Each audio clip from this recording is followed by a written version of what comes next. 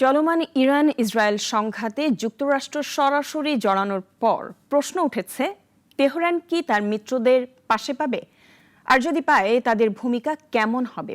এদিকে রাশিয়ার president Vladimir Putin বলেছেন, তার দেশ ইরানের জনগণকে সহায়তা দিতে প্রস্তুত। ইরানের বিরুদ্ধে যে অভিযোগে আগ্রাসন চালানো হচ্ছে তা ভিত্তিহীন। ইরানের ৩টি গুরুত্বপূর্ণ পারমাণবিক কেন্দ্রে মার্কিন হামলার মধ্য দিয়ে ইরান ইসরায়েল সংঘাত জটিল এক রূপ নিয়েছে। সংঘাতে এখন যুক্তরাষ্ট্র সরাসরি পক্ষভুক্ত। এমন বাস্তবতায় প্রশ্ন উঠছে, তেহরান কি একা, নাকি পাশে থাকবে তাদের পুরনো মিত্ররা? সংঘাত শুরুর পর থেকেই আরব রাষ্ট্রগুলো মূলত নীরব। কেউ কেউ নিন্দা জানিয়েছে, তাও কূটনৈতিক ভাষায়। তবে সমর্থনের জায়গায় এখনো অনুপস্থিত তারা। বিশ্লেষকরা বলছেন, আরব দেশগুলো যুক্তরাষ্ট্রের বিরাগভাজন হতে চায় না। চীনের অবস্থান পরিষ্কার নয়, তবে রাশিয়ার ভূমিকা নিয়ে জল্পনা আরও বেশি। ইউক্রেন যুদ্ধে ইরানের ড্রোন সহায়তা পাওয়া রাশিয়া হয়তো প্রকাশ্যে কিছু না বললেও গোপনে সহায়তা করতে পারে।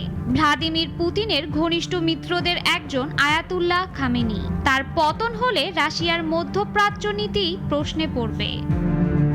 চীন বরাবরই যুক্তরাষ্ট্র বিরোধী অবস্থানে থাকলেও এই সংঘাতে সরাসরি অংশ নেওয়ার সম্ভাবনা কম বলেই মনে করেন পর্যবেক্ষকরা। কারণ যুক্তরাষ্ট্রের সাথে বিশাল বাণিজ্যিক সম্পর্ক ঝুঁকিতে ফেলতে চায় না বেইজিং। এদিকে ইরানের সামরিক সদর খাতাম আল আম্বিয়া থেকে পাল্টা হুঁশিয়ারি এসেছে। ইসরায়েল সতর্কতামূলকভাবে আকাশপথ বন্ধ করে রেখেছে, যদিও ইতোমধ্যেই ইরানে আবারও হামলা চালিয়েছে। পরিস্থিতি ক্রমেই জটিল হয়ে উঠছে।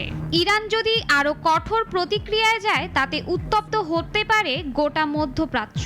আর সেই উত্তাপে কে পাশে দাঁড়াবে আর কে সরে যাবে, সেটাই এখন সবচেয়ে বড় প্রশ্ন। ইরান ইসরায়েল সংঘাতকে ঘিরে পরাশক্তিগুলোর ভূমিকাই নির্ধারণ করবে মধ্যপ্রাচ্যের পরবর্তী রাজনৈতিক মানচিত্র। শাশ্বতী সরকার, নাগরিক।